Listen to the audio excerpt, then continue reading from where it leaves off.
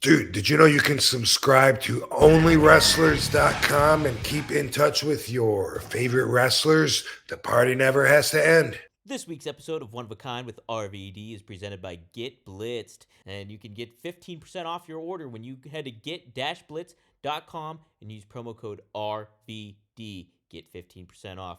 One of a Kind with Rob Van Dam is recorded in front of a live studio audience. Hey, it's Saturday. It's One of a Kind with hey, ooh, look at that. It's me. It's RVD. Yeah, it's RVD. Cheers. Cheers, Rob. Wait, hold on. Chink. Go the other way. Boom. Chink. Oh, yours looks different than mine, I guess, because we just fucking nailed it on mine. Look at that. Is it the other way on your screen? Yeah, it is. It's the other way. Hold on. Okay. Well, yours is wrong because mine we just totally met up. Like, yeah. chink. Oh, dang it. Chink. There we go. I said it. You need one over here too? There we go. That's it. Boom. Okay.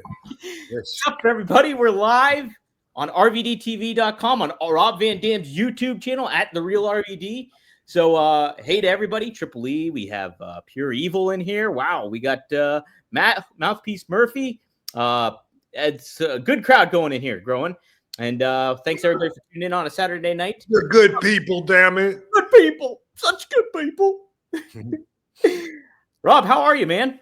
Wonderful, dude. Happy Saturday. Mm-hmm. Took a couple extra days, which was helpful this week, but still feels like we just did this. We like did 3 days ago. We kind of did because we went live with Fonzie. Fonzie was. Duh. That's what I'm thinking. Yeah, kind of did. Yeah. Mm-hmm. I've done a few interview podcasts for some other people that have reached out to me on Only Wrestlers. And man, it's a commitment once I do it. I figured out like, yeah, all right, sure. Wednesday at 5 sounds great. And then when they message me at 4 o'clock, just want to make sure we're still on, I'm always like, oh, fuck. Damn it. Damn. Yeah. But, it's never super convenient. Almost never. There's always exceptions. Yeah.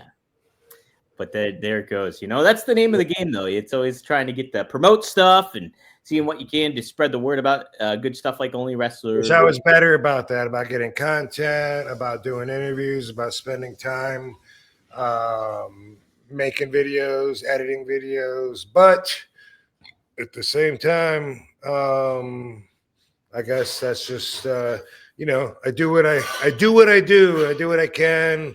I fit in what I can fit in, and sometimes I need a shoehorn. That's it. Sometimes you do. That's the thing too. Is like even me, where I'm doing like the freelance stuff of creating videos, editing videos, making posts, doing all that stuff.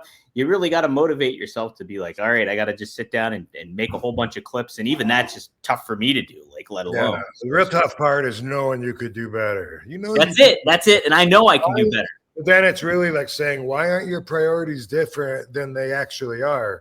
And then that's a silly argument. Instead, get to know what are your priorities. Why do I not do more of that? Oh, because it's more important to sleep a lot. Okay, boom. Yeah. I think it's good to have some inner conflict because I think that helps fuel the fire to keep you moving forward. Sometimes I question, as I always say, I try not to be a basic thinker, so I try to look at other perspectives in a situation besides just the one. I think I feel obligated to do that, just to try to have an understanding of anything. It is natural for me. So, but sometimes I question my own stuff too much to where I feel like not as indecisive, like I've lost some of the confidence that I had with the decision because I questioned the hell out of it and changed the fabric of reality to make every scenario possible that I can imagine in my head. So do you constantly do that too, even now? Like, because I know when years back when I started writing and stuff like that, I was always apprehensive. I was almost like, if I'm going to do it, I want it to be perfect. And it's never going to be perfect when you do stuff like that. And it's just a matter of throwing it out there and putting it out there. And then then letting it go. It's just like it never, and that kind of got me loosened up to be like, okay, I can be a little bit more creative and do, but you still find that preventing you from doing things is like just getting over analytical about it and being like, oh, well, this. Sometimes, yeah, it comes and goes though, like moods, being really happy and motivated, or being unmotivated or depressed or not feeling good, or any of the above. Like it can the thoughts go with how we feel. They say you can't have good thoughts and feel bad at the same time. I don't know if that's 100% true, but then also the opposite, that you can't have bad thoughts and feel good. So you try to have good thoughts to make yourself vibrate in a good positive frequency, and then that'll help you feel better overall when you can. Like I said, there's always exceptions. Well, yeah, and I think we talked about this before too, but and we know somebody that's super positive, and that's DDP.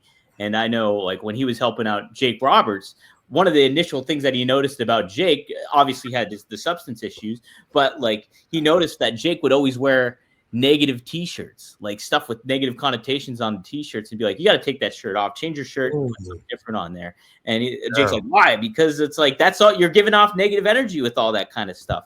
And even just little things like that is really interesting too. I think a lot of people love taking pictures of them flipping the camera off and shit, and it's like that gives me negative energy usually. If I'm scrolling through Instagram, then I see people doing that, that I'm just gross. Be happy. Why are you flipping me off? Yeah, fuck you. Hey, fuck you too. Well, shout out to people. Maddie, I was concerned you weren't going to make it because I couldn't contact you. I usually try to message Maddie before we go live just to let him know. Oh yeah. But yeah, he's here. He made it. He gave us a super chat. Even 420 time Van Dam fam. Did the money clear on your side, Rob? Oh, I think he meant for the figure that he bought or something. Right. Yeah. As far as I know, like, I'll check into it. I saw one place on my profile where it says that it is in. Mm-hmm. I don't know where the hold was, but my partner did, and I haven't talked to him about it yet. So I'm gonna assume yes. All right. Yeah. Get the logistics and all that stuff sorted out is always good. Yo, Rob, we're going to take a quick time out just to say that this week's episode of One of a Kind with RVD is presented by Get Blitzed. Get Blitzed Lit Aid Nano-Infused THC Syrup is a premium cannabis-infused syrup formulated with nanotechnology for fast-acting effects. And that advanced nanotechnology formulation allows for quicker onset and enhanced potency compared to regular THC syrup. It's Delta-9 and legal in all 50 states, every single one. And you have several syrups to choose from Blue Raz to Key Lime Pie to Pina Colada to Tiger's Blood to Cherry to Grape.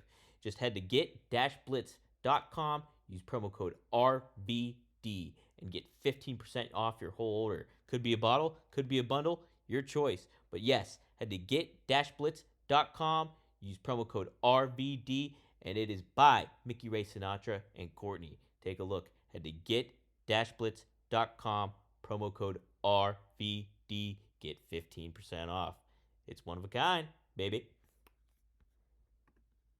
Hey guys, if you have any questions, feel free to use the super chat like Maddie did. Feel free to just ask a question. Sometimes I try to keep my eyes peeled. Sometimes Maddie sends me photos. Mm-hmm. Sometimes other people too will send me a photo or a video on the message center, but I can't see them. I don't know how to see them. It just says sent photo, and I can't click on it or anything. And that's something to maybe we fix that on our end, but I don't know if there's a way. I wonder if you can put photos like in the chat room. Probably not. You might be able. Well, I don't know. I haven't messed with the chat room. I did see how to go live on there and stuff like that too, and that seems pretty easy. It's pretty straightforward. Yeah. And it's at the top of all the pages, community chat, so it makes it really convenient. Yeah, guys, check it out if you haven't. Onlywrestlers.com. It's on the rise, and there's some more stuff to come when it comes to that stuff. By the way, we're getting ready now to put our first show together, and then that's important because the only wrestlers that we're going to use on it are going to be the ones that are signed up with only wrestlers and that are using their accounts. So Yeah, if you want to get booked, then that's how you got to. That's how you do it. You got to be a member with us. How about that? Yeah, that's great incentive. We're looking at. I don't know if it's going to be for sure, but I don't mind spitting this date out because I've seen it written down enough times. But we're looking at March 20th, so that's soonish. How about that, guys? Mark your calendars. March 20th could be the date that Only Wrestlers Association makes its debut. The inaugural kickoff is what they're calling it. Ooh, I like it. I like it. Yeah. Well, hey, we had another inaugural kickoff here earlier this week. Was Monday Night Raw on Netflix. Rod, did you get to watch all of it, or did you get to watch a little bit of it? And if you did, what were your thoughts on the execution of it all? Yeah. Someone got executed. Yeah, they did. They knocked it. They whacked somebody on the show. That's probably too much. I know they get away with that because it's Netflix, but I saw, I think like the first hour ish, or so. Have I already said ish like 8 times on this show? You said it before we start recording though, so you're good. Oh, okay, good. Yeah. I'm gonna try and stop saying that. I saw, The Rock in his speech and Triple H. I think he came out and did a speech. Yep. Saw a match or two. Didn't see the whole thing in its entirety, but of course I did see video of Hulk Hogan's part of the show on every single website and news platform that there is online. Like everybody picked that up, and they still are. Yeah. Why is that such big news? Look, I don't know. It's just like it is, and it makes mainstream websites too. Like news sites. I think like it was covered on like pro wrestler is booed at a wrestling event. I don't understand why it's so hot. And I mean, Hogan, he's controversial and quite possibly the most recognizable celebrity on the planet. So, I get where that's hot, but they light him up and they let him cool down, light him up, lights himself up and cools down. He goes through the cycles always and always seems to dig himself back out mostly and then bury himself again. And this one, I'm trying to figure out like, why is everybody so into this moment that Hulk Hogan got booed? And I think maybe one factor that I suspect, but I don't know, is, everybody wants to fakeify wrestling so much so they can feel, people don't like to feel like they don't understand something, anything really, but they want to believe that they do have an understanding of how everything works. And I think that people, maybe one of the reasons that it's such a big topic is because people are thinking this wasn't their plan. WWE didn't want people to boo him. Hulk didn't want people to boo him. That he was supposed to get big cheers, and the crowd doesn't like him, so they booed him. So that, I think maybe, that's part of the interest, is like they're trying to fakeify and set up instead of just going with the roll, roll with it. And hey, guess what? That happened. I mean, at any other promo, Hulk would have just turned with him. Like, isn't that what he said he did with The Rock at WrestleMania? Yeah, like, right. Like, oh, we got to change some things, brother. I mean, it's so I don't see how it's that big of a deal. I'm confused by it a little bit. I wonder what people think in the chat room. Yeah, give us your thoughts on it. A lot of people say it's because of the political leanings with Trump and everything like that. And I think partially that might be something to do with it. They're in California; it's more like Democratic there. But that's why he received boos, or that's why it's such big news. I think that's why it's such big news. I think the fact that he was at the rally and he was at the Republican convention, and like he was the highlight of that night. Is it just the left side? Oh, what do you mean it was the highlight of the night? Well, I think when the Republican National Convention happened, yeah, Hogan really stole the show that night. like, okay, yeah, from that. And so I think that he was a lot in the mainstream mindset of that. Like Hogan was the big deal that night. And then here he comes out, LA, first episode of Raw on Netflix. The crowd just boos him.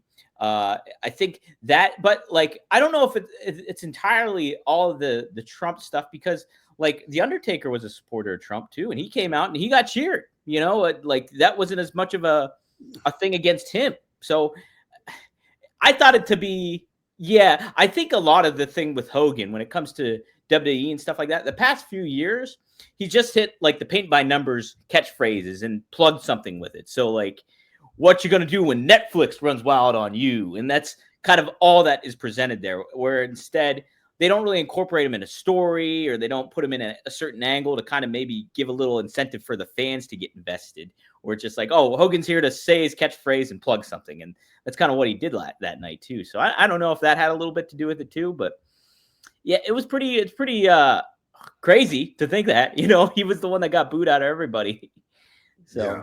And still making people's talk shows, and it's a hot subject for everyone to still talk about. It's not the only time he's gotten booed, but it is an authentic boo. It's not an entertainment part of the show boo. It's more like hey, fuck that, we don't want to see you, get the hell out of here kind of boo. And that seems to be clear. Do you think that's a good thing in wrestling, though, overall? Even if you get that "get the fuck out of here" kind of boo? Can be. I think that's circumstantial. Yeah. Mm-hmm. Playoffs? We're talking about playoffs? You kidding me? It is playoffs, and man, I got the Packers and Eagles game on right now. But it's appropriate because I want to talk about some DraftKings. Yes, DraftKings is here. And it is, you bet we are here for the playoffs. Get in on the action at DraftKings Sportsbook, an official sports betting partner of the NFL. Scoring touchdowns is key to winning in the playoffs, and you can score big by betting on them at DraftKings, the number one place to bet touchdowns. Are you ready? Are you ready to place your first bet? Try betting on something simple, like a player to score 6. Go to DraftKings Sportsbook app and make your pick. So there's a lot of cool stuff that you can do. Man, I bet on this game. I bet on the Packers. So far, Jordan Love is not delivering for me. But yes, that's what I did. And it is not hitting me well. But new DraftKings customers can bet $5 to get $200 in bonus bets instantly. Download the DraftKings Sportsbook app and use code RVD. That's code RVD. For new customers, get $200 in bonus bets instantly when you just bet $5 only on DraftKings Sportsbook. The crown is yours. Gambling problem? Call 1-800-GAMBLER in New York. Call 877-8-HOPE-NY or text HOPE-NY 467-369 in Connecticut. Help is available for problem gambling. Call 888-789-7777 or visit ccpg.org. Please play responsibly on behalf of Boot Hill Casino and Resort in Kansas. 21 plus, age and eligibility varies by jurisdiction. Void in Ontario. Bonus bets expire 168 hours after issuance. For additional terms and responsible gambling resources, see dkng.co/audio. All right, DraftKings, guys, do it up. Oh, man, it ain't a wrestling podcast if you don't have Blue Chew. And guys, me and RVD, we got Blue Chew, baby. We got it ready, and it's one of a kind. It's 5 stars. Blue Chew 5 stars. You can have better sex with Blue Chew. Blue Chew is the original brand offering chewable tablets. These erection-enhancing tablets help men achieve stronger, harder, and longer-lasting erections for sexual activity. Blue Chew is putting its money where its mouth is and is offering you, the listener or viewer, a month free. Blue Chew won't stop until every man is bricked up like a brick house. That is the mission. Does it work? Ooh, you got to find out for yourself with a month free. Yes, we've got a special deal for our listeners. Try your first month of Blue Chew free. Visit BlueChew.com for more details and important safety information. We thank Blue Chew for sponsoring the podcast. Use promo code RVD. Try it for free. Yeah, it was overall though. Like they made some big numbers. They got almost 5 million views, I think, globally. I think for the first episode, and they were the number one thing. They took out Squid Games or whatever the next day. They were number one there. So it's just like, people had their criticisms about that first episode, and I did too. I was a little critical of some of the stuff, but overall, they're off on the right foot. I don't What think what kind of things did you have issues with, or so. I think so. I love The Rock. The Rock is like one of my all-time favorites, even when I was a kid and everything like that. And I think too baby face. You think it was too baby face? I think it went a little too baby face, because I think a lot of people were really invested in what was going to be next with Cody and Roman Reigns, and they set a lot of that up the night after WrestleMania. And then the Rock was like, "Oh, what's the Rock's involvement with the Bloodline now? What's he going to do with Cody coming up at WrestleMania?" And then he was just kind of like, "Oh, we're buddies." And then it kind of like changed. And then the other thing too is like, I know you kind of have to do this because it's like first night on Netflix, so you give the hat tip to the Netflix people and all that kind of thing. So you're just doing the kind of corporate handshake kind of stuff when it comes to that. But yeah, I think that kind of took away from like the initial first step of it all. It kind of overshadowed certain things, but it is funny because the next night on NXT, The Rock came out and he was like, "Hey guys, just basically go along for the ride." He was like, "Trust The Rock." And what I gotta say is because he kind of even threw it back at everybody's face. He's like, "Oh, you were upset because I was against Cody, and now you're against because I'm with Cody." He's like, "Just go along for the ride." And it was pretty good. Was that on SmackDown? That was on NXT. He made a special guest appearance. Oh, okay. And did they do a SmackDown also on there or no? So they did one last night on USA Network. Oh, He wasn't there though. He wasn't there. So Raw and NXT are going to be on Netflix. Just Raw will be on Netflix. NXT is going to be on the CW. I see. And then and they had record numbers too because of The Rock. He came out and they almost had 1 million views. So that's really good for NXT. So. Awesome. Yeah. So hot product right now. Despite what some people say. Cool. Yeah. But yeah, so I thought it was an overall fun. How'd you like the ring and like the black canvas and that kind of stuff, that kind of presentation? I liked it fine. I thought it looked cool. Sponsors' names, why not? Katie was thinking that the corner posts looked like they weren't as big and as massive. I'm not sure, but. At first, it was all dark, so it didn't look like they were using the digital skirts and corner posts. But then we saw that they were. I liked it though. I thought it looked good. Yeah, it felt more like almost to a UFC vibe to it, where it was like that kind of identity. And I think that's kind of probably maybe what they're angling for. I can see that new kind of. By the way, Van Damme fam, spark them if you got them. Ooh, that's it. That's it. Definitely do that. We got some we got some good sponsors too this week, so I'll have to give them a shout out here upcoming soon. By the way, I like your idea of we'll have a sponsor break on the shows when we do them on Thursdays while I go and take the trash out. Take the trash out. It's trash break time. Yeah. Let's do a couple ad reads. After forgetting 3 weeks in a row, I think that's a great idea, but not going to do it on Saturday. Not going to do it on Saturday here. Hey, here's an interesting question. Botello 817 asks, any plan for more RVD comics in the future? Yes. It's not mine. It's a third party that's doing a comic series on someone else. That's like a superhero kind of, but it's based on us. And I'm not going to tell you who the gold Olympic medal hero is, just in case, that's something they don't want to talk about. But I will. Plans are for me to be featured in that as well. And there is another one on the table that I don't know if that'll materialize or not. So got that going. That first one sounds a lot of fun. I'm pretty excited for that one. So it's true. I am excited for that. Let's see. This is what somebody else. I like this idea, Skeletor from He-Man. He said he should spin it back to Hollywood Hogan and cuss people. I would like that if Hogan just completely went heel on the fans and just but promoted his beer still too. I think that would be the thing to do. And because you can swear on Netflix, right? Yes. So he be can like, fuck you, well, brother. that doesn't work for me, brother. Fuck you.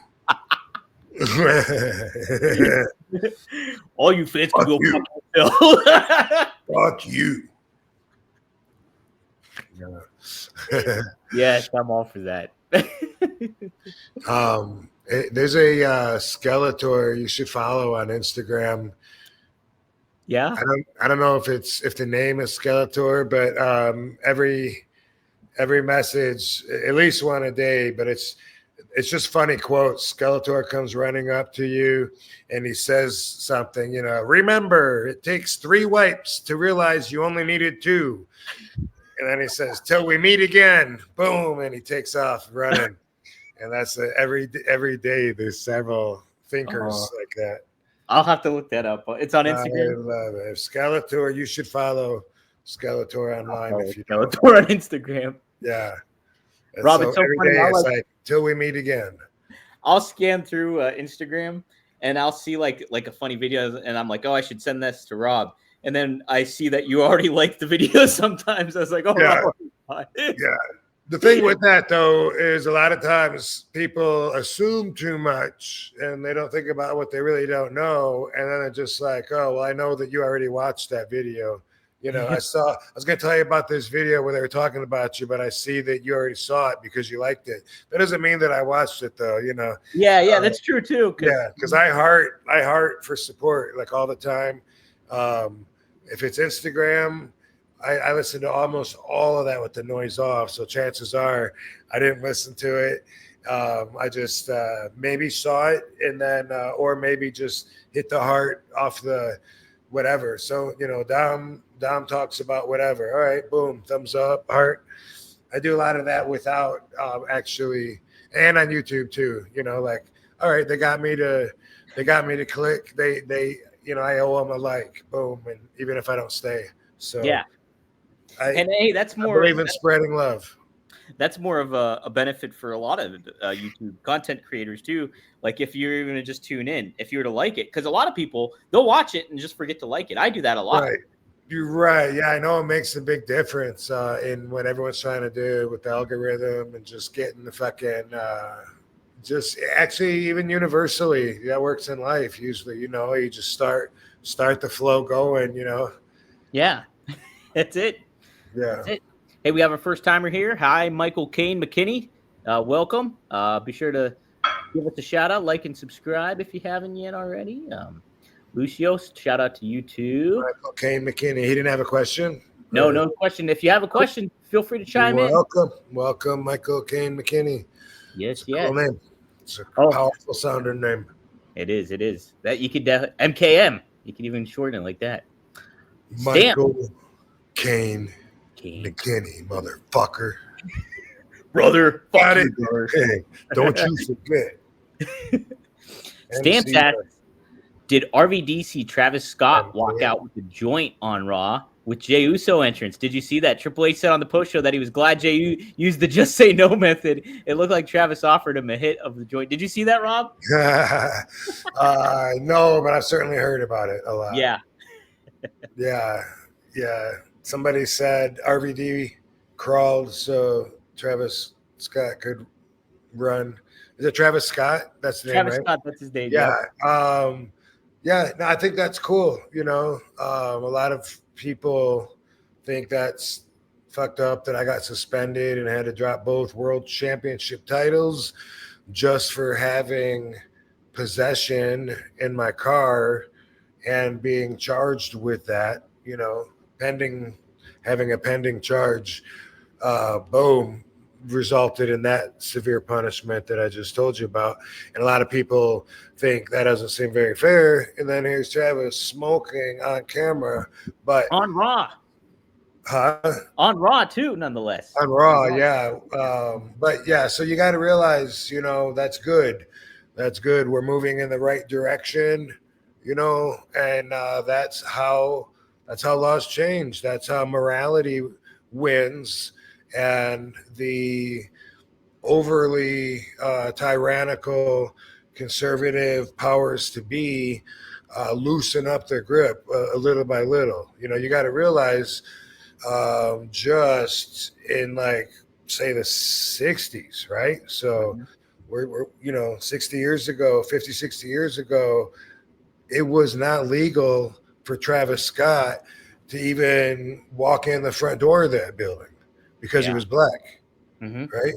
That used to be that used to be the norm. If you're black, if they let you in a place, you're going to go in the back door, you know, through the kitchen, probably get some really shitty seats or something. Nowadays, no. Now it sounds ridiculous.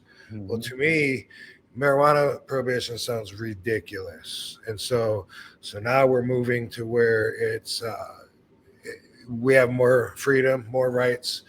And that was a great way to reflect it, you know. But likewise, it was illegal to be homosexual. If there was two dudes want to hold hands out on the sidewalk, a cop used to beat them up and say they were disorderly and throw them in jail. And now they can't do that, you know, because there's cameras everywhere, but also because the laws have changed for the better, because it used to suck. Okay, the further you go back in time, we had no rights. We were all like slaves, basically, to the England Empire, whatever. We broke away from that. But when you look at it, most of the laws of the land were created in such a way that we were controlled, and it was really based a lot on the Bible. So, you know, sin was a big deterrent. Going to hell was the punishment. Instead of going to jail, you used to have to go to hell for a lot of these crimes, you know, for being black and going in the front door. Probably, I mean, it's not one of the 10 Commandments, but the dudes holding hands, burn for eternity. And even, you know, women didn't have any rights to even give their opinions or to vote or whatever at one time. So that's how I look at it. I look at marijuana prohibition. Let's look at alcohol prohibition, right? From 19. Oh, hey. We do that at least once a show now, right? It's a good segment too. That's another fun. Rob drops his phone. So getting excited talking on my soapbox here, but you know, alcohol prohibition was from 1920 to 1933, and at the time, they thought that was right. It was normal to be deathly afraid if you had a glass of scotch, you know, that you acquired through some illegal means or made it in a bathtub, whatever.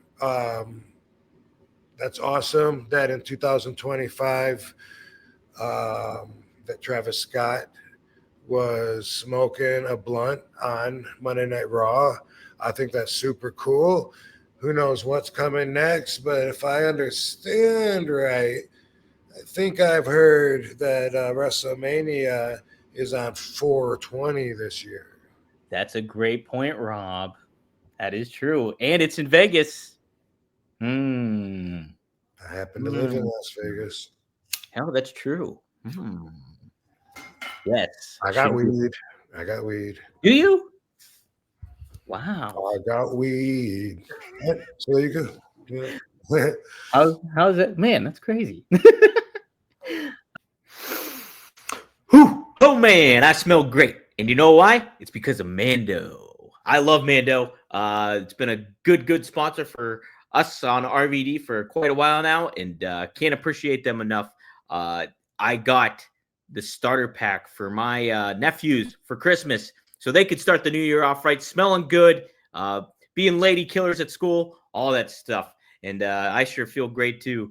They sent me, boom, this is my favorite right here, the Mando, the Mount Fuji. I love the Mount Fuji. It's a great scent. You smell like a man doing that kind of stuff. But also, man, I also love their version of their the deodorant spray too, which is great. That also the Mount Fuji. I add that on just a little extra, especially when I go to the gym and everything like that, or when I'm going out. And it's a great low key scent, 72-hour deodorant protection. You cannot beat that. And check this out. I'm pumped.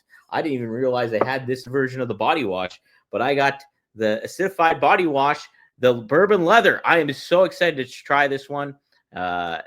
Because it's different than the Mount Fuji. So I'm excited to check out what the scent is like and try the body wash out. And finally, too, I got the cream deodorant, Pro Sport. So when I am going to the gym, I can use this stuff too. You guys can use it too in this new year, kicking things off, feeling fresh, feeling good, and feeling confident with Mando. All you have to do is go to shopmando.com and you get $5 off your starter pack when you use code RVD. Yes, that's right. Code RVD gets you a starter pack, and it comes with a solid stick deodorant, cream tube. So here we go. Let me see if I can do this. Solid stick deodorant. Then you have the cream tube right here. Boom. And then you also get 2 free products of your choice, like, hey, this mini body wash here. Or there's also dude wipes that you can get and free shipping. So try it out. As a special offer for our listeners, new customers get $5 off a starter pack with our exclusive code. That equates to over 40% off of your starter pack. Use code RBD at shopmando.com. SHOPMANDO.com. Please support our show and tell them that One of a Kind with RVD sent you. Smell fresher, stay drier, and boost your confidence from head to toe with Mando. Oh, yeah. Hey, guys. It's 2025. New year, new you. Why not? You know what? It's full of new possibilities. And don't let the bad times of 2024 bring you down. This year, reach new heights with Via. Guys, I love Via. When they sent us our a curated pack, oh man, I was pumped. I had the Flow State was my big favorite one, and then now I do the Elevate, the CBD. This is the CBD version, and I love it. Good flavors, but the Flow State was the CBD version where it kind of kept your focus, but didn't give you that thing that you get with the THC. So switching off to the THC, the Elevate here, I ended up doing, I cut them in half because I like to kind of pace myself out, but it helps me focus during the podcast, after the podcast, when I got extra work to do, like do these reads and do different things like that. So the Flow State's good. Nice little gummy here. Pop it in. Can't beat it. The flavor's great, and you feel great afterwards. It depends on what you're looking for, but Vi offers a whole lot of different stuff, and from CBD products to different versions. But those are my top 2, the Elevate and the Flow State. So be sure to check those out. It's award-winning service. Experience our top-notch customer support. There's top-notch customer support. There's quality ingredients sourced from the finest hemp for your peace of mind, plus lab-tested and certified. Premium products that fit your budget. They're affordable. It fits your needs, what you're searching for, and really good stuff. They kind of, hey, you want to chill out a little bit for the weekend? You get ready for these NFL playoffs going on. It's you got to get your head focused, on right. What helps is Via Hemp Company. So you can get 15% off if you're 21 plus. Check out the link to Via in our description and use code RVD to receive 15% off. And if you're new to Via, get a free gift of your choice. After your purchase, they'll ask you where you heard about us. Please support our show and tell them that we sent you. That's One of a Kind with RVD. This year, enhance your everyday with Via.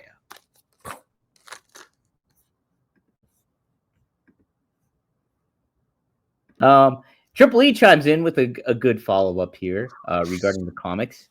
He says, RVD should be in a Marvel movie, maybe as a villain. Would be cool AF. Who would you want to be in a Marvel movie, Rob, if you had the option?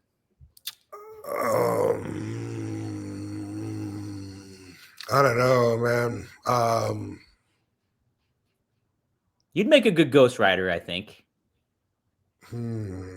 How about this obscure super villain from the early Spider-Man days, the Kangaroo? The Kangaroo. I want to be the Kangaroo. I was raised by kangaroos since I was a little baby, left in the woods. I ate what they ate. I did what they did. So I travel like jumping around, bouncing and shit. I got hops, dude. That'd be perfect for me. Have you seen my legs, Dominic? They're huge. They are huge. You're like, you got hockey player legs. I'm a kangaroo. A kangaroo. Oh man, Rob. Yes, you would fit this. Long hair, everything. Yes. That's me. I'm going to save this image and pop it up here in just a second. That part is made for me. You would be the kangaroo. Boy. I'll even let you slice open a pouch in my stomach if that's what it takes. That's what it takes. A papoose. Rob would have a papoose.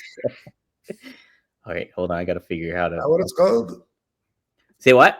Is that what it's called? A papoose? I think so. A papoose? Is that what it is? I don't know. Never heard that. I think it's a papoose. Here, Rob, check it out. This is the kangaroo right here. Or at least an early iteration of him. Look at that. Sweet ass necklace. He had long hair. He's Yeah. jacked. You know, he looks a lot like He-Man from Masters of the Universe. He does look like a lot like He-Man. Like, I bet he gets mistaken for him all the time. You know, like he's in a grocery store and people are like, oh, excuse me, He-Man? Oh, He-Man? No, No. I'm sorry, obscure, unknown Spider-Man villain. people that never really made it to the top 5, top 50. Man, yeah, you would be a great kangaroo, though. He's in the encyclopedia. I mean, he made the Marvel Encyclopedia, so he's not that obscure. He's still there. We've seen worse obscure characters get put on Marvel movies, I think, than the kangaroo. I'm happy to. I hope I do him justice. You will. You will. We'll get I don't even know who direct. Oh, Kevin Feige. We'll get him on the line. Let's see. Seeing if there's any other good questions. All right, Rob. I did want to touch upon this. I don't know if you got to catch this clip, but somebody's been making the news. 2 ECW guys have been making the news. 3, because Mike Awesome, Masato Tanaka, and Stevie Richards.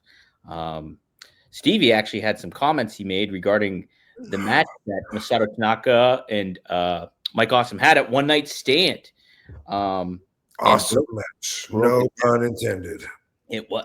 I tell you what, Rob, that was the match of the night for me that night, was that match. I think it was on the first one too. And if I'm not, and you weren't wrestling, so it was kind of like that was a bummer, like that you weren't going to wrestle that night. And when Mike Awesome and Masato Tanaka put it, they stole the show, I think. But here's what Stevie had to say about this. This is only a 2-minute clip from James Romero. He hosts the Dutch Mantel podcast, and Stevie Richards. Hi, baby. See you, Katie. She leaving. All right. So here's the clip, Rob, and let's get your thoughts. Let's see it. Now let's go back to a wrestling move. This is what I don't understand. These guys are immensely, especially awesome for his size. He can do a frog splash every bit as good as Eddie Guerrero, as Rob Van Dam. Hey. Definitely better than the Usos. Look at this. There's that camera cut from the Savage Elbow. It's great to be able to cut on impact. And dare I say it, it's probably the lightest move he can do. Like, he took care of him. There he is right there. Regular power bomb. I love Austin. See, that's what I don't understand. The highlights, they might be out of order, but I don't think they are. He power bombed them from the apron through a table and just folded them in half. Then he does a regular power bomb. This is where, for everything Mike Awesome could do athletically and physically, he had zero psychology. His psychology sucked. This is your... What would you consider this as far? This is not your main course. This is like eating your ice cream first before the main course. It makes no sense. And that's what makes me feel bad, because they made their mark here.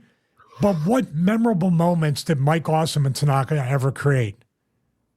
You could, I remember they hit him with a chair, might have power bombed through, might have did this, or you remember when I show it, but what moments did they create? Like when I talk about Eddie Guerrero, and I said, remember when he was a heel and the song, you're like, oh, well, I remember Lie, Cheat, and Steal with the cell phone and all. Like you remember the car, you remember the lowrider, you remember Dominic, custody of Dominic, as silly as it might be.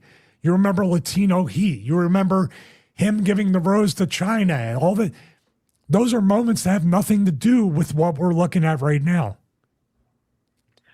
You were going to say something. I was going to say something. When you said, what do you remember from this match? And I remember, well, I remember total carnage, blah, blah, blah. And then until I watched it, I actually couldn't pinpoint one single move other than that. I know that chairs and tables and power bombs and splashes and everything else were involved. But you can't actually, it's like the entire match is one moment if you're pinpointing a moment. It's a blur. It's a blur of moves contained within the bell ringing in the beginning and the end. That's it. All right. Yeah. So he said a lot of things in there, and he said Mike Awesome had no ring psychology, and I know we've talked about Mike Awesome plenty of times on this show and how much we love him and how great I thought he was, how awesome he was. What do you think of Stevie's thoughts on here? I have my own thoughts, but obviously it's your show, and I want your opinion on that. Well, watching that tiny little bit of footage of Tanaka and Mike Awesome wrestling out of context didn't provide me with enough information to look at Mike's psychology. Mm-hmm. It's possible that what Stevie says is right. I don't know. When I look at myself back in ECW, before I came to WWE, I think the same thing about me, at certain points. Definitely not as much. I might have had a little bit of a hint, a little bit of a clue, or maybe not back then, because my wrestling definitely changed after I went to WWE, and I got to really plug myself in more to where I could really make the moment last and feel that pain of that powerful move and get the mileage out of it and share that pain with the fans. And back in ECW, there was a lot more no selling, like you forget what happened 5 minutes ago in a 30-minute match because everyone's fresh on their feet. That's something that is an indie-rific quality.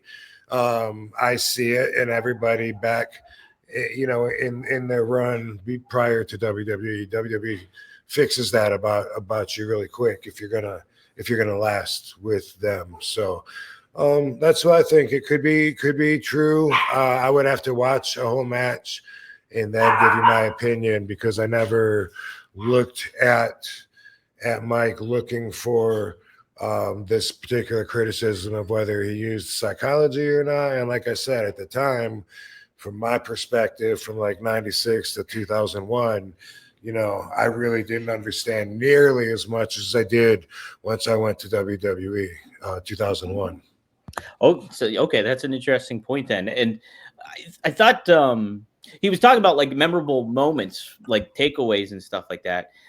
When I watch a match, though, sometimes it's like nothing will like, oh man, that really hit me. If the match itself overall like delivered, that's the moment in itself for me. Like I thought, like I said, like I always remember that match as being the match of the night that evening. Basically, yeah. I don't know that I'm with him on that. When I think about moments, I think about the big bump over the top rope, to the floor, the cement floor, and I think about certain bumps. True. It's not the same as, like, say, Roddy Piper, who had his own Piper's Pit, and you remember special things that happened in there, but that's really comparing different extremes, And Mike, like his identity was dominance, like just like nonstop aggressiveness and power and things like that. And like that's what they conveyed in those matches with Tanaka. And Tanaka in turn, like it was elevated by that as well too, because of just their hard hitting ability. They were known for that. And I think they were a highlight together in ECW. And so I look at that as like a huge moment of ECW history and everything to that effect when it comes to what those two did. And Masato actually replied about Stevie's comments. I'm trying to pull up. Let me just say this too, though.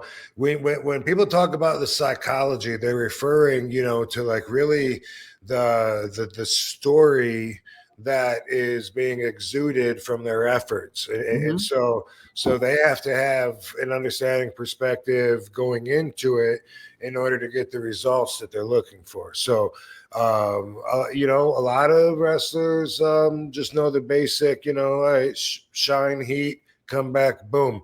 But back in the ECW days, I don't even think we knew that. Honestly, you know, we didn't apply it. There wasn't a lot of heat versus shine. It was more like, I don't know. I mean, like with me and Jerry Lynn, it was a lot of babyface matches. So that kind of takes you out of the norm when you're looking for things like that, because we would take turns kicking each other's asses.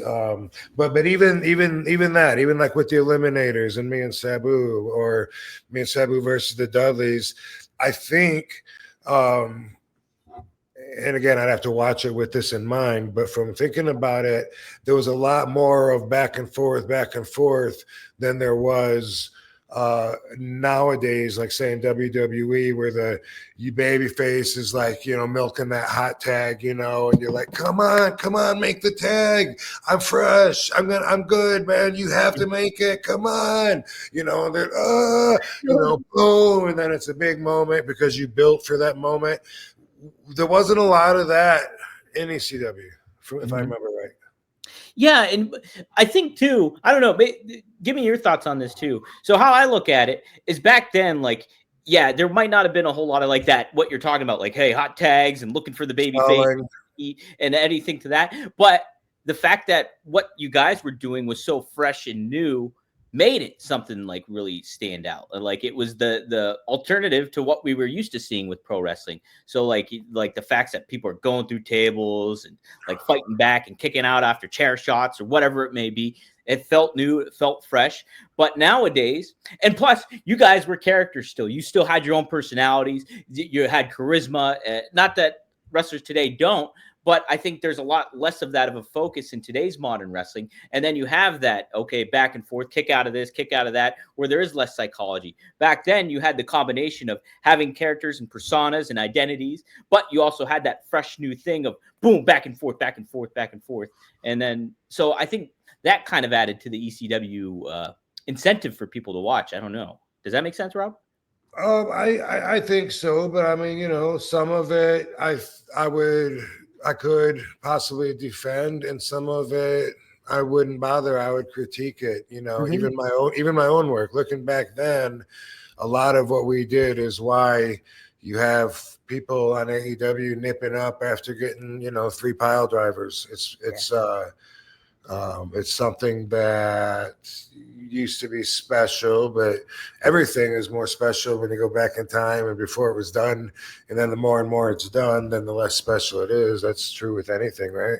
Yeah, absolutely it is. Yeah, and the kind of loses its luster after you see it time and time again. And I think you'd get to see it too much a little bit nowadays and everything. So, but yeah, Stevie's a smart guy, and I always liked Stevie. I thought those were really interesting comments, and you know, but I love Masato Tanaka, and I loved Mike Awesome, and I thought that match was great. Masato did say this though on Twitter. He said, "I don't care what anyone thinks. The match with Mike was hard, but it was fun. Because of that, I can still step into the United States ring. BWO, I love it." So there you go. So that's what Masato had to say about it. Is he BWO? He wasn't BWO. Stevie was. Masato, no, he wasn't though. Okay. I think he is fighting Joey Janela though, upcoming here in GC. Okay. That's just a shout out to Stevie, maybe. Yeah, maybe he was just shouting out. I love it. Yeah, that could have been it. So yeah, from what I remember, pretty fucking entertaining matches. Brutal, definitely not your classic story. But yeah, I think the guys tore the house down from what I remember. Absolutely, and there was a reason that Mike Awesome was the world champ too. It's just like he had that charisma and that ability. So yeah, good stuff, Rob. Yeah, I thought that was an interesting thing to kind of chat upon. Let's see if there's any good feedback here in the chat, in the comment section here. People just shouting each other out. It's always good to see everybody on friendly basis out there. Gilbert Wrestling Story says, "I always enjoy your podcast. Keep up the good work. RVDology tonight." Let's see. Anything else? I guess the only other thing I had, Rob, was a little thing that CM Punk had to say about dream matches. He was asked on Shannon Sharp and Chad Johnson's podcast about who his dream opponents were. He said, one name always comes to mind, and that's Stone Cold Steve Austin. Unfortunately, he had to retire because of injuries, and he had a stroke, but Bret Hart is another one. Bret Hart would be a dream for me because that guy is a guy I looked up to when I was a kid. That's a guy that helped me get into the sport from an interest perspective, and that's a guy who, to this day, I could text Bret right now and be like, what's up? I have a question and need some advice. He'll hit me back right away. Much love to him. We have a pretty wealthy locker room when it comes to talent right now. There's a lot of people I would love to get in there with. Gunther, he's the champ on Raw. Would love to mix up with my boy Cody Rhodes. As far as legends go, the ones that probably aren't going to happen, but are dream matches, Austin is number one with a bullet. I guess what I would. So, yeah. Who'd you say was number one? Stone Cold. He said Stone Cold was the number one choice. Somebody, and interestingly enough, somebody did bring up, I think it was Maddie brought up, I think it was a super chat actually too. Let me make sure. Yes, it was. He says RVD versus Angle versus Stone Cold. Any memories of that when you faced Angle and Stone Cold? Oh man, a little, but you know, this was a lot of matches ago and 24 years ago. So. Yeah. 23, 24 years ago. The only thing I remember is I think at some point I went up to the top and I could have hit either one of them the way they were both down, if I remember right. And I went up to the top. And so I went for the furthest guy, you know, instead of going for the closest guy, and did the frog splash on him, I think. And that's really all I remember. Yeah, I just remember it just being memorable, cool, because you're the new guy kind of in the WWE mix, and you're on the rise, and then you're interacting with the top star in Stone Cold, and Kurt Angle's such a completely different rising star in his personality and who he is, and so it was just a nice, good chemistry of matches, I think, with you all of you three. So yeah. Pretty neat stuff. It's so weird how it's easier to be happy about those matches now than it was at that time. It's just weird. It's weird because it was just, you know, it was an uncomfortable vibe for me as far as just being at work goes. And I never really, I don't know. And then also feeling like I'm being punished the same time that I'm being rewarded. Like that seemed to be like always a feeling that I got used to, and not believing anything that I'm told anymore because there's a good chance that it's bullshit. And so we'll just believe what I see when it materializes. And a lot of what I had used to get up till that point in my career wasn't useful past that point. And I had to make some adjustments, and some I wasn't really comfortable making, so I didn't, and for better or for worse. But yeah, it was like a whole new game there. So when I think about that time period, you know, I'm sure the match was really great, but it was probably a very stressful night for me. I probably felt like I was being held back, even though they were pushing me, and I can see that now. At any given moment, like if you've been told we're going to do A, B, and C, and instead they just do B, then all of a sudden you're not as happy about it. You know, it's like, hey, but you know, I was expecting something different or whatever. But I think. You know, during that time, is that also when I did the leg drop on Kurt and busted his chin open, or was that a singles match? Because I did that on the table, the announcer's table. I had him facing down. I dropped a leg, and then it got sensationalized because his beautiful wife went online and said some stuff about me. Oh, I don't know. I'm not sure. I can't around that time because I was working with Kurt, and it must have been a week before, a week after, or it was this match, maybe. You know, interesting. Question for YouTube, Chris. But yeah, he had his face down on the table and it busted him open, and then she was saying because I also had busted quite a few people open at that point. So this was early 2001. Yeah. Hardcore title, probably. But I'd already busted open like Test and Booker, and Stone Cold was soon before or after, somewhere around this time. Probably more people. And Raven. Well, anyway, Jericho. That was part of it. She was like, he needs to go back to.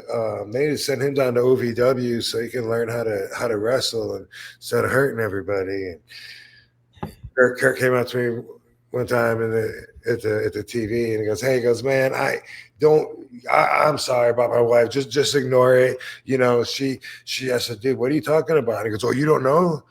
I was like, "Dude, what are you talking about?" He goes, "Oh, just when you hear some stuff, just ignore it." He goes, she went and did an interview, and she talked about stuff that she had no place talking about, and like people are going crazy with it right now, because she was talking about you, and I was like, "Oh, okay." Wonder what that is. I wonder what that's about. Yeah. But we've made up since. Yeah. You and Kurt are great guys. Both great guys. Me and Kurt, and also Karen. Yes, and also Karen's a great gal too. Karen is too. Yeah. Shout out to Austin too. Frankie. Hell, shout out to Jeff Jarrett. Shout out to Double J too. Connection. He's going for the world title in AEW now. That's awesome, dude. And he's what is he, like 58? Yeah, he's something like that. He looks great. He's confronting MJF right now, and that's going to be a good little feud they're going to have going. So I'm excited for that. Hey Siri, how old is pro wrestler Jeff Jarrett? Jeff Jarrett is 57 years old. Okay, sorry, I added a year to him, but cool, man. You, I met him in 90 when I was 19 at USWA, and I just thought of him as already being older, established. I thought of him as being a veteran, even though he probably wasn't, but just because him and Robert Fuller had the tag team championships. They were the big baby faces every night. His dad was the promoter, and so he had that number one baby face push kind of position, and because of that, I just thought of him as like already being a veteran and shit. But damn, he must have been 21 when I was 19. Wow. No, wait, he's 3 years older than me. How old am I? How old am I right now? He's 3 years older than me, and then so 24. You're 53, right? I just turned 54. Oh, okay. So yeah, okay, 3 years. Yeah, so when I was 19 in 1990, I guess that would have made him 22. Not quite the veteran unless he started when he was 12. That's so crazy too.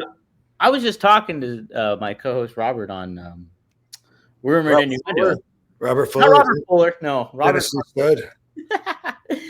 But no, and like where I was talking about, he was saying like how Jeff Jarrett was almost like the same generation as another wrestler, and I was like, no, I think he's a generation above almost. But it's so crazy to think about, like, because I almost consider you two different generations of wrestlers. Me too. Right? Yeah, that's weird, but I guess I'm wrong. We're wrong. We're wrong. We're in this together, bro. We are. I thought of I would have. Thought he was definitely. I mean, he already had I don't even know. I thought he had a mustache and everything, but who knows? Who knows? I just remember him coming by in the gym one time in Indiana, Jeffersonville, I think it was called. But we'd work out at this gym, and I was squatting, and I had like 4 plates on each side, and I was doing reps with 405, and he came by and he said, "Rob, we're working tonight, right?" Yeah, I know. And I was like, with his own ass Sabu, why did he say that? Probably just because it's so heavy. That's what I do. But I didn't. When I was with WWE, I wasn't doing my 405 squats on a day that I had to wrestle anymore. I did learn eventually, to work around my days off and shit. For that stuff. Yeah, that's got to be an adjustment too. Trying to work out and picking your days and like knowing the schedule. That's another added element of pro wrestling. Frankie actually has a question regarding this a little bit. Frankie, thanks for the $5. He said, when have you wrestled in the ECW arena since ECW died? There's been a couple times, I know. And then he said, any advice on getting motivated to stop half-assing with the weights and skipping workouts? Oh my God. That's a tough one, dude. Well, let's talk about the arena. I wrestled Rhino there, and I got inducted into the whatever the Hall of Fame is in where they put the banners up on the wall. Yeah. Yeah, I don't know what they call that, if that's a 2300 arena Hall of Fame, but and I wrestled Rhino then, and that was 2 years ago, I think. Maybe that was just last. Holy crap, baby! Oh, I don't know where she's at. Because Jennifer was there, and brought her up to Philly because it was my birthday, December 18th, and we had a show there, and Katie was there, and there was a convention in the daytime. Anyway, it was either last year on my birthday or the year before. And anyway, I wrestled also at WrestleMania weekend in Philly. I wrestled in that arena against Mike. Speedball Bailey. Mike Bailey. Yeah. Yep. That dude. Great match. Mike Bailey. Thank you.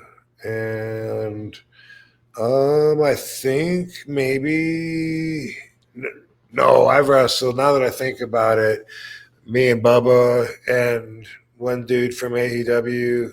I'm not sure who he is, a black kid. Like we had a 3-way match. That happened. So at least 3 times I can think of. But anyway, it looks beautiful now. I've been in there several times when I didn't wrestle as well, just for either doing signings or whatever. I even did a screening of my documentary Headstrong when it came out. Oh, right? Yeah. That's still home. It's still awesome to go back there, and same people are still there that run the place. But man, that's a tough one to answer, as far as like if you're in a rut and you're like half-assing it, you know that you're the only one that can get you to shape up and to start taking exercising seriously. But there are some techniques. One technique that's very popular is to have a partner.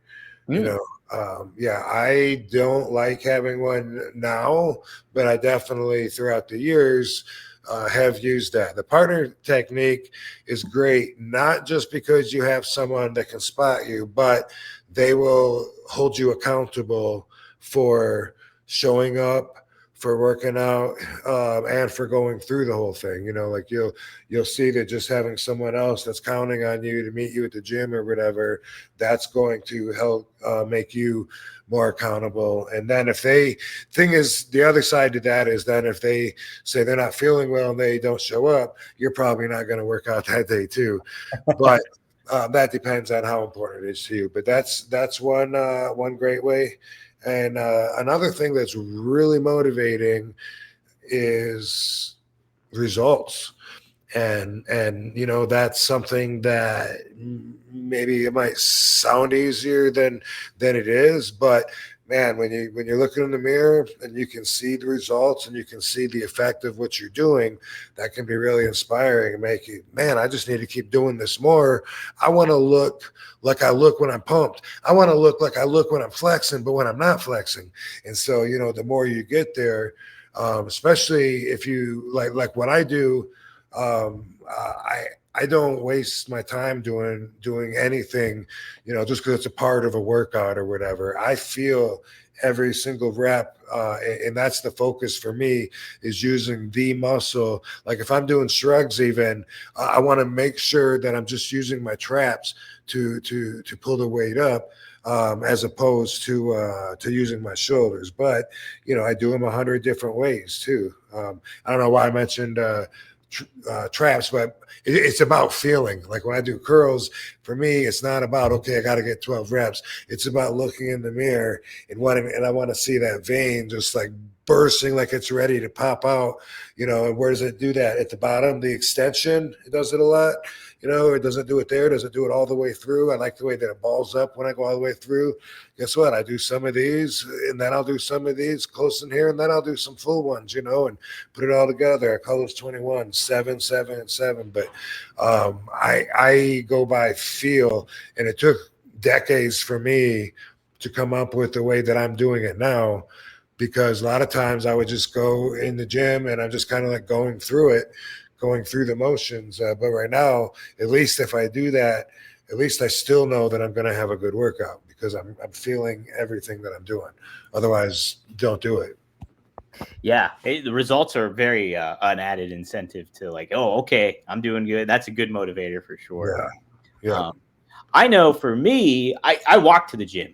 And so like a good motivator for me is when I'm at the gym and there's not a whole lot of other people there and be like, well, look at that. I made the effort to get here. Nobody else did that.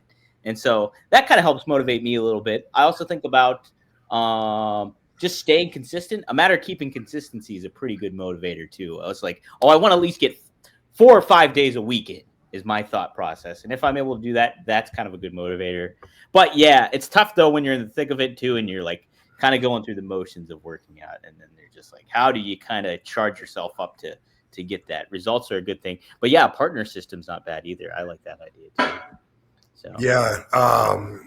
Something else too that is underlooked, probably, that may or may not help you though, is get a tan.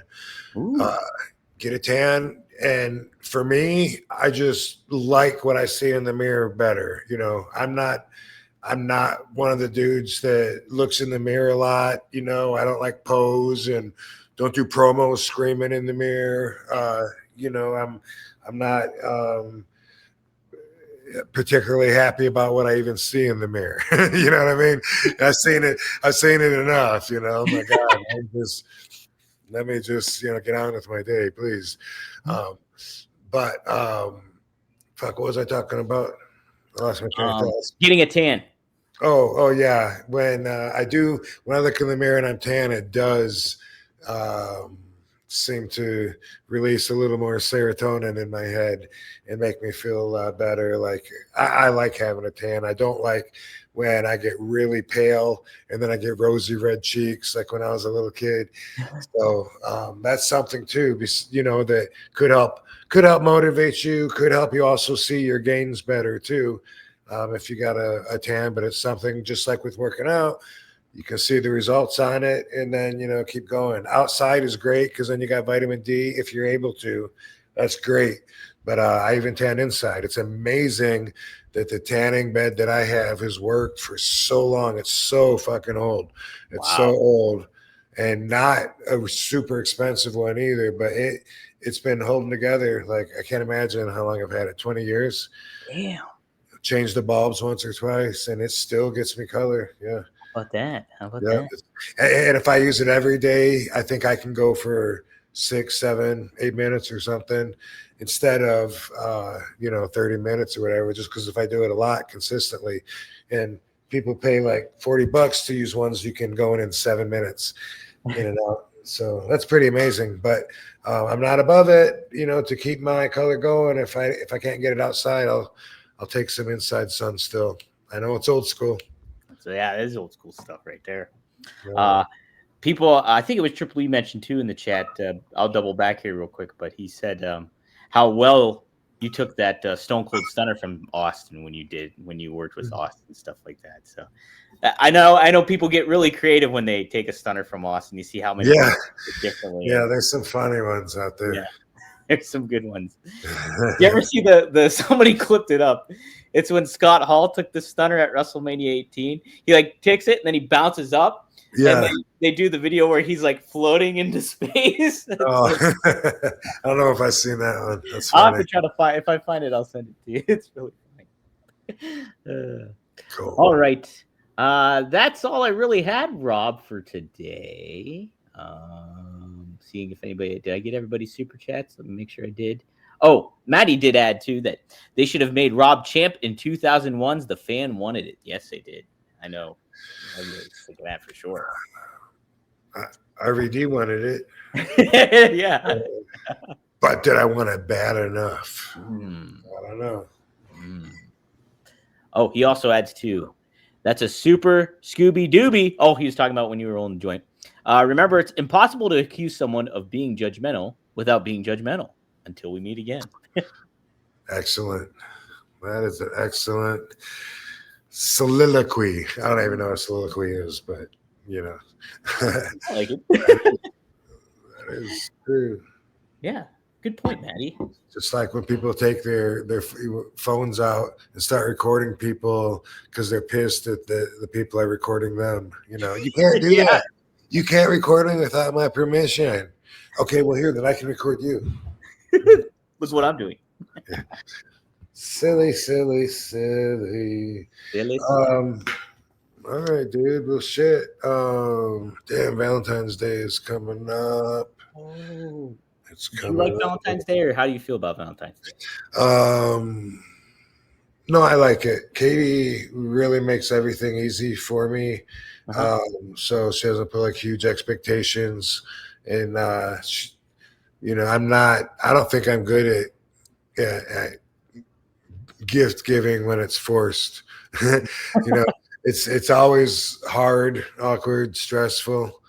You know, like a card or something cool, or if something crosses my mind organically, then that's awesome. But when it comes to expectations that you know could cause a lot of fights, thank God she's super cool about that. But so I like it. We've been together like going on 9 years, so we've had some pretty awesome Valentine's days. You know, as far as RVDology, here's what I'll say. I'll tell you this.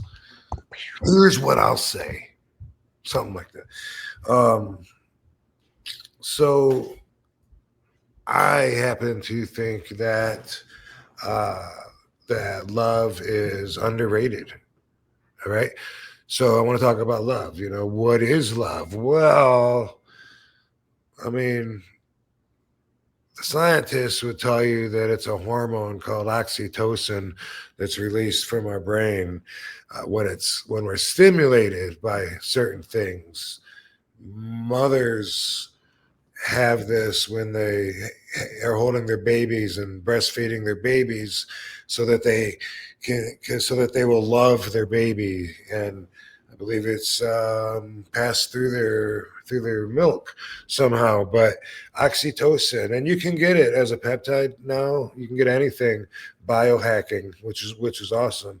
But that's how they use. That's what they use as evidence in animals to prove that animals are capable of love. They have oxytocin levels, and I use Instagram. I love the animal love in Instagram. Just it's so amazing how they stick together and help each other out. You know, especially in wild when they don't even think anybody's watching them. Like animals are amazing. The ones that travel in a pack and they don't leave one behind. Help them, you know, to climb over a wall. Come on, buddy, on the count of 3, we got you. You know, we've all seen that, whether it's raccoons or otters or whatever. It's really cool, and it's something really natural. I can tell you that because of my connection with Katie, I can tell you that I never really was in love before, even though I was in my mid 40s when I met her and was married for a long time. I thought at the time that I was in love. It was the best that I'd had up till that point. But having the bigger picture now, I know that, constantly being mistrusted, my evil ex never, we didn't have trust. We didn't have a bond. We weren't each other's closest people. Um, we were not really happy. We would fight a lot because we weren't a good match. So it wouldn't take much to throw one of us down that road. Usually her, but I get it now. It was it was just, and she was the first one, by the way, to be able to say, I don't love you anymore. And then, come on, let's go to divorce, couples counseling, some shit, let's see if we can work it out. And then she said it again months later. Yeah, I love you. I was like, oh, that's right. Like, you said that a long time ago. That must be real. It's like, holy shit! Like, all these months, I forgot about that even. And I was, at the time, I thought that I still loved her, and really, what I loved was, I loved the idea of having a commitment and being able to be true to it. I loved the idea of having loyalty in myself, not from her. But for me, those are like hero qualities, like Knights of the Round Table should be brave and loyal and honest. I happen to I love honesty. I hold that as one of my more important values, more than maybe anybody or most people anyway that I know. I don't expect everyone else to have my values. But anyway, what I'm trying to get to is I can tell you, like, right now, that I'm so thankful that the relationship that I would have stayed complacent in for all the wrong reasons, just because I wanted to be good on my word. Um, and you think you're disappointing a lot of family and stuff like that if you split up. And I'm not telling everyone, split up, but you know what you got though. And by the way, if your spouse isn't the closest person to you because you lie to them, you cheat on them, maybe your buddies have secrets that they don't know, then I mean that's a way that you choose to live, is how I think.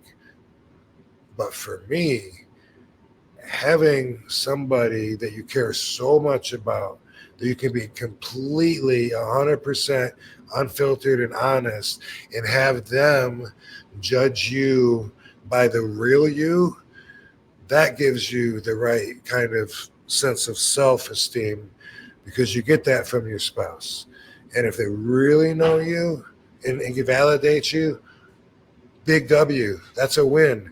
What a great feeling, over lying to somebody and having them think that you're somebody really that you're not, and then you gaslight them and tell them it's all in their head. And what a scummy way to live. I mean, I did that when I was 19, 20, whatever. I thought I was supposed to, but ooh. So, in my opinion, you can love or hate. I think love is underrated. I think that being fulfilled is underrated. When you're fulfilled, you don't need anything. And it's a really comfortable, secure feeling. And some of you might think, well, I'd be fulfilled if I had $50 million or if I had, the this or that. But really, if you can find a way to fulfill your dreams and actually feel fulfilled, again, big W. If someone wants to say some weirdo wants to challenge me to an arm wrestling match or something out at a bar or whatever, you know what? If my ego is fulfilled, then there's no reason for me to accept it. What I have to win versus what I have to lose is way against me if I did lose. But unless it's just for fun or it's a tournament or just sportsmanship, in which case that would be okay to do it. But if it's my ego because somebody wants to test their ego against mine, I try not to make those decisions. And anyway, I think I'm getting sidetracked from the big L word, but it's about being fulfilled. And if you can find ways to fulfill yourself, you don't need anything. And if you don't need anything, well, I think that's good.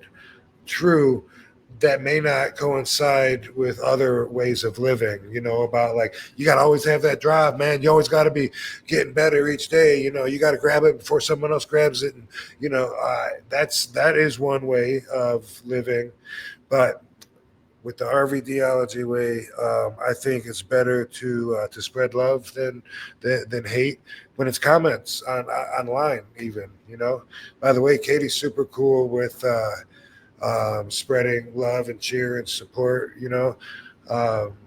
I like that I can put fire or the heart on other girls, wrestlers, friends, Instagram things and tell them, yeah, I'm supporting them, I said on our show, we're talking about the cowgirl from hell, Tara from Tara. Yeah. Mm-hmm. Yeah, but we were talking about that, and I said I'm in love with that girl. Sabu said afterwards, "Are you and Katie getting divorced? You were sounding creepy."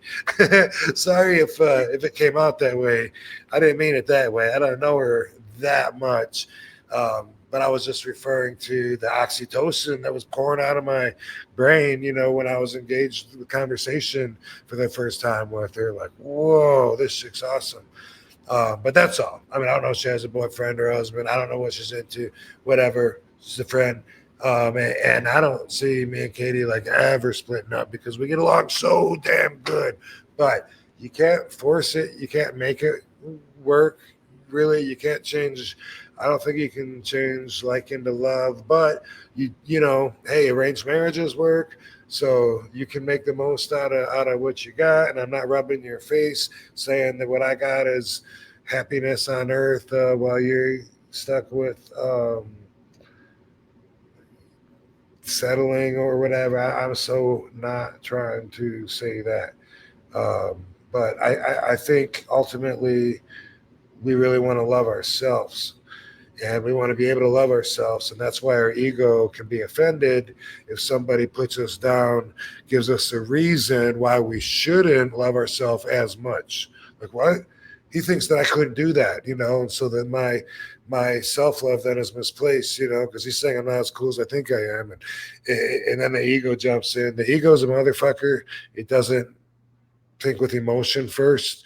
So I try to recognize when the ego coming out, try to not let that be the base of my decisions. But a lot of people spread negativity. They like reading, doing comments and saying, "Hey, Trump, die! I hope you die." What? Honestly, like from my experience, if you put negative vibes out into the universe, that's what you're surrounding yourself with. That's what will come back to you as well. And I find the same to be true with positivity. So if you give a shit and you want to try it, just try. If that's not your normal thing, and if it is, try to be extra positive. Just for like one day. Like, think about someone that inspires you as being the nicest person ever. And just think about, instead of just like nodding at the person that you see in the morning and saying, hey, think about tomorrow saying, I'm good morning, just that little bit. See if that doesn't pick them up. See if you can't actually feel the energy. And that's love. And love is everywhere. And surround yourself with that. And it comes in all shapes, sizes, and colors. Doesn't mean you're in love with the paper boy or the guy, the elevator operator that you say good morning to. Doesn't mean you got to engage in conversation with people, but just try to make an effort to be received with positive vibes. Just try it. My suggestion, you don't have to, but my suggestion is try it.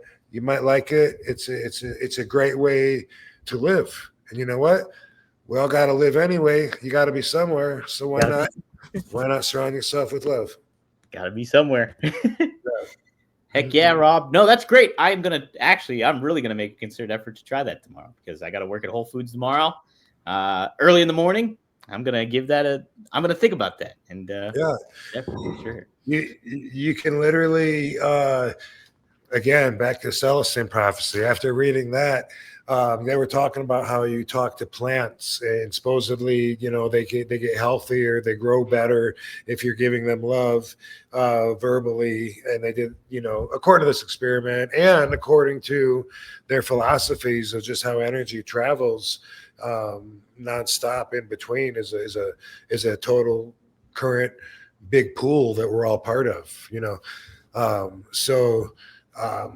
I noticed after reading that, though, like if you give somebody a compliment, you can usually feel them light up, Yeah. If they're just like, hey, dude, man, those are some cool shoes or whatever. You can usually, oh, thanks, man.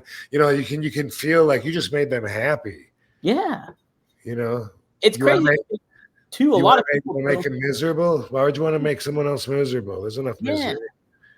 There's a lot of people too, like they'll go throughout days without getting complimented on anything, and then like once it did, like True. It changes their whole mood. You never know. You could be the first one to give them a compliment in 3 days, and it might hold so much weight. And you might just be saying, "Hey, nice watch," whatever. Yeah. I don't know. Mm-hmm. And it could change your whole day. Or for me, it's you're so pretty. I don't recommend that one. Don't do that one. Well, that's a great one, Rob. Yes. Katie does though all the time, she'll just be like, "Oh, you're so hot." Usually they say it to her and she always says it like right back. And it's just like, what a beautiful exchange, Like girls tell her all the time, "Oh my God, you're so pretty." And she'll say, "Oh, thank you. So are you." Like gives it right back. And it's like everyone in the room's happier now. There was, you know what I mean? Like that energy, the energy is contagious. It is. Yeah. Yeah. I texted Katie happy birthday and she sent me a really nice text back and it made me really happy. It was just nice. Yeah. It doesn't take as much effort as you think unless you're a real miserable SOB. And you're just usually really dark and don't talk at all to anybody, in which case it might take a little more effort, but still just try it once or twice, on one day.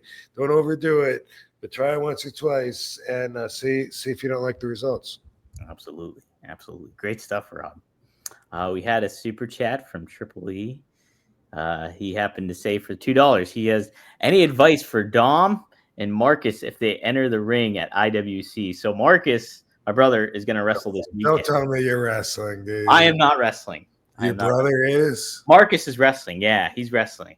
He's been doing it for like almost a year now. He's been training and doing stuff. So he had his first match a couple months ago. And then I am just going to be on commentary for this for a couple matches. I know. Is this going to be his first match? Or no, he's been doing it. He's been doing it. And so he had a singles match. It was only like a 6-minute match and stuff like that. And then he was a part of a battle royal so far. So it's unknown yet what he'll be doing this weekend, but he'll be involved in some form or fashion. So what is IWC? That's what the promotion you wrestled for when you came Ross here. Straven? Yeah, Ross Straven. So International Wrestling Cartel. So when you tagged up with, oh my gosh, what am I blanking on his name? Channing Decker. And had that match there. So, yeah. So I wonder if they have souvenir programs because I'm interested in making souvenir programs through only wrestlers for shows like that might not have programs. I had the idea for JCW. They said they don't have programs, and I said, boom, let me, we'll put them together. Just you give me the list of the stars that you have on there, and then we can put the QR codes on the profiles of the talent so that it goes to Only Wrestlers profile so people can follow them so that, because that's what it's about, is extending the moment. Like there you are at a live wrestling show as a fan. Yeah. Maybe you get to meet the wrestler at a table, right? That's so cool. Get a picture. But then what? Now it's like, man, that was so awesome. Best night of my life. But now it's done. So that's what Only Wrestlers is for, is like, hey, you can extend the experience so y'all can still keep in touch. You can follow his content of exclusive stuff. He can get as close as he wants to. You can message him personally. Anyway, that's what it's really for. So if we could be in the programs and the fans that are at the arenas, at the shows, all get the programs, then I think it would help them catch on, to what it's about. And, you're building a relationship, a bond with the wrestlers, and not to mention being part of the association moving forward. Yeah. Well, I'll talk to them about it this weekend. Cool. Yeah. We'll see if we can But when is the match? So January 18th is Saturday. Okay, 1 week.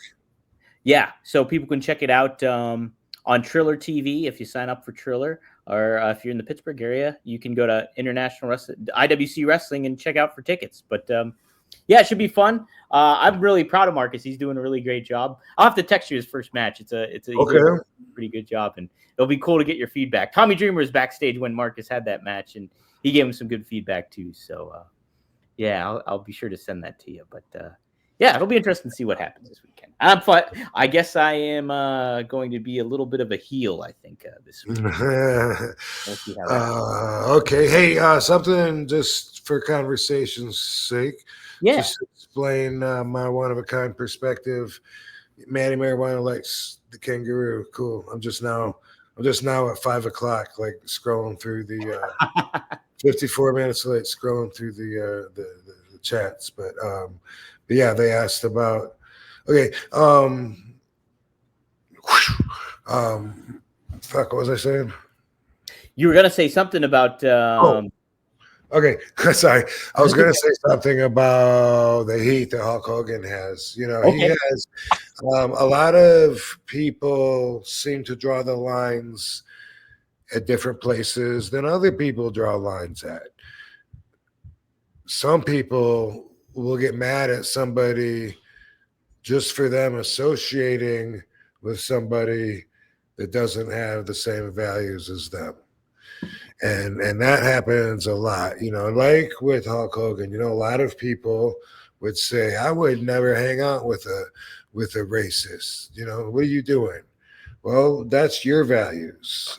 For me, I think racists are stupid. It's like a lower level of thinking. I feel like, to actually hate people based on their skin color, their heritage, to actually think that you're better and a dominant species. I think that's ignorant, but I can't say that I would never hang around someone just because they're racist. A lot of times we have to meet on common grounds when we associate with people, especially in the entertainment business. In the entertainment business, there's always been it's always been run by people with unscrupulous intentions, from the studio days of Hollywood, where they prostituted out all the women, and they hid all the all the drug taking and abortions and everything, and behind closed doors everything was kayfabe. In the movies, they would give Roman Navarro or their stars their own personalities, fake ones, for the magazines, and come up with their whole branding of how they wanted these stars to be seen. And that's, wrestling is of course no different. Now that's getting more open everywhere in the entertainment business, though. It's always been a lot of shady characters that are in it, more open-minded values back in the day, when everyone was just praying to Jesus behind the closed door and making sure they were in by dark. The entertainers didn't care. They're touring at night, they're in the concerts, bars, whatever. It's always been like that. I had a friend tell me recently, we were having a text argument, and he thought this was a good point, and he was talking about Pat Patterson. Mm-hmm. He said, well, I would never work at a place where I knew that guys were getting jobs based on getting blowjobs or not. And it's just the kind of comment that, like, well, obviously I would, it's not because of that, but I would, just because I heard of that happening, that's not going to stop me from working for this company, even with this person. A lot of us work with people that have been accused of some pretty horrible shit. There's some, we all work for someone that's been accused of just trying to date a minor years ago. And you know what? We all worked for him, and maybe didn't for a minute. Maybe we're like, hey, I don't know. But in the end, seeing the bigger picture, most of us decided, well, fuck it. His money's as good as anyone else's. We'll take his too. Back in the day, some people wouldn't even work for someone if they knew they were gay. That was something that was bad. They were gay. That dude's gay. You got to work for him, man. Who cares? So I just wanted to say that that's my view. Like, if anybody wonders, because people are like, well, even if you weren't there doing it, like, you knew these people were doing stuff. And look, like, first off, to be in that world, it's something that you wanted your whole life, and we're sacrificing everything, willing to give up anything just for a chance to be there. So just when you pop up and you're there, and you're the outsider in someone else's world, you're not necessarily going to be like, fuck this, I'm taking everybody down. Not most people, at least not that would have that drive, those goals, those desires that it would take to even get there. So that's why they can't understand, because they wouldn't be there. But I know I have some black friends that don't like racists at all. And I understand that. And I have some that don't really care. Bruce Jingles has a joke. He says, I'll get high with a racist. I don't care. And I can't go on to say his joke because he says the N-word, now that I think about it. But he's just like talking about smoking with someone, and someone, yeah, Negroes, I hate Negroes, but not that word, And he's like, he said, he'll go, yep, they can be a problem. That's his joke. And, I'm sure he tells it better than I do. That's a different joke, yeah. But anyway, a lot of people that I know, and again, you trust people with a certain distance. Everybody, you trust some people way more than you trust other people. But there's a position for a lot of people, and a lot of people that would say, I would never be friends with someone that's obviously a racist. Well, if that doesn't bother me, because we're not talking about racist things, what about if I felt like I wouldn't? What if I felt like I wouldn't want to be around somebody that beats their wife? What if, to me, you beating the hell out of your wife, domestic abuse, is a worse crime than saying the N-word? What if I felt like that? Does that make me a racist? Because I certainly think that that's a pretty bad crime. It's physical. There's a victim that gets beat up from it. But I think a lot of the people that would stand on this side of the fence of a racist, like, for instance, Hogan, no, Hogan's let's throw him away. Let's get rid of him. If he is or not, is that a worse crime than beating the shit out of a woman if you're a man? Because that's more popular within certain demographics of the community, let's just say. And I think it's a valid point. So anyway, it's going to be very rare to ever meet someone that has your exact same values. So it's always going to be somewhat of a compromise depending on where you want that person in your life. If that is your soulmate and you love that person, if you really love them and you would do anything for them and you want to live longer to be with them, then congratulations. That sounds very fulfilling and sounds like you found love. Yeah, I mean, no matter where you go, no matter what business or genre or anything you work in, you're gonna deal with people that you don't necessarily agree with on value wise or anything like that. And it's it's just the way life is, right? I mean, like coexisting, whether you like them or not. It's just you work with people you don't like. it's just all part of the stuff. Some of the people watching this probably know somebody that's killed someone. For sure, yeah. And they've learned to forgive them or whatever. It's just someone in their life. And at the same time, they're going to focus their anger on the N-word, And I don't mean to make it sound like that's not a sensitive issue or anything. Sure, yeah. I'm just like putting it all out there and saying that you got to think about all those other things too. What if you're hanging out with someone that's a bully? They're not cool. Bullies suck. Bullies do suck.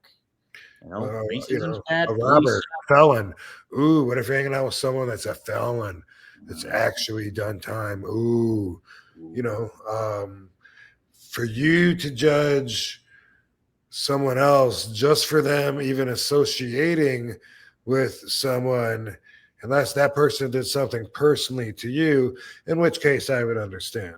Sure. You know what I mean? Yeah. Jingles was talking before that he was going to be still friends with my evil ex. I'm like, great. Why don't you go out to have dinner on me? Because the rest of her life is on me, motherfucker. That's different. Yeah. You're going to do that.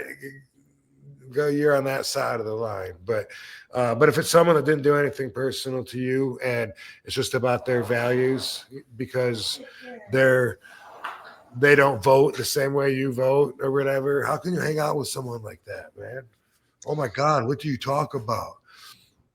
And like the thing with Hogan too, he's such a public figure and his household name, and he's changed the wrestling business and everything to that effect. There's a lot of people. Yeah, some people do not like Hogan because of his past and what happened, but other people have been willing to be like, I still like Hogan. I like Hulkamania. I appreciate what he did for me as a kid and everything to that effect. He's polarizing. He's very polarizing, right? Yeah. But also, like most people that I know that are 70-ish or older are a bit racist.